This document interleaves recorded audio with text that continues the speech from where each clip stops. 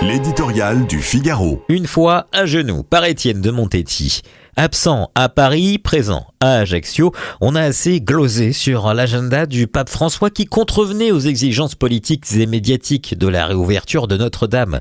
La présence du pasteur universel dans la cathédrale retrouvée était-elle obligatoire, lui dont la mission est d'aller parmi le peuple chrétien plutôt que de frayer avec les grands de ce monde? Même sans lui, ce fut un événement considérable et une occasion de fierté pour les catholiques. Sa venue en Corse en est une aussi, qui les rejoint même davantage dans leur quotidien. Elle a pour thème la piété populaire. La foi d'un chrétien, charbonnier, mais pas seulement, n'est pas constituée que de messes et de sacrements.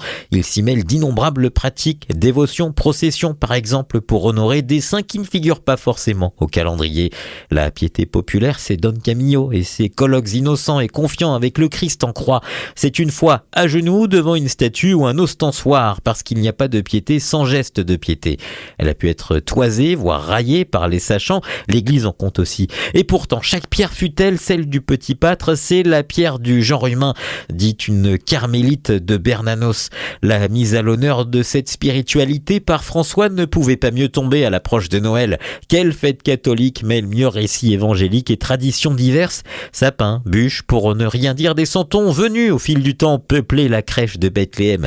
L'imagination des hommes n'a jamais cessé d'appuyer et d'enrichir leur foi. Cette expression parfois naïve, toujours sincère et touchante, rejoint l'essentiel du message chrétien. Dieu ne s'est pas incarné dans le palais du gouverneur de Judée en présence des autorités. Il est né dans une étable. Et les premiers à l'adorer, ce furent des bergers, des hommes frustres et pieux dont le métier ne devait pas être très différent de celui des bergers des montagnes corses d'aujourd'hui et qui ont reconnu en lui le Sauveur. La simplicité et la ferveur du cœur sont nécessaires à la fois. Voilà ce qu'a voulu redire le pape François à notre vieux pays.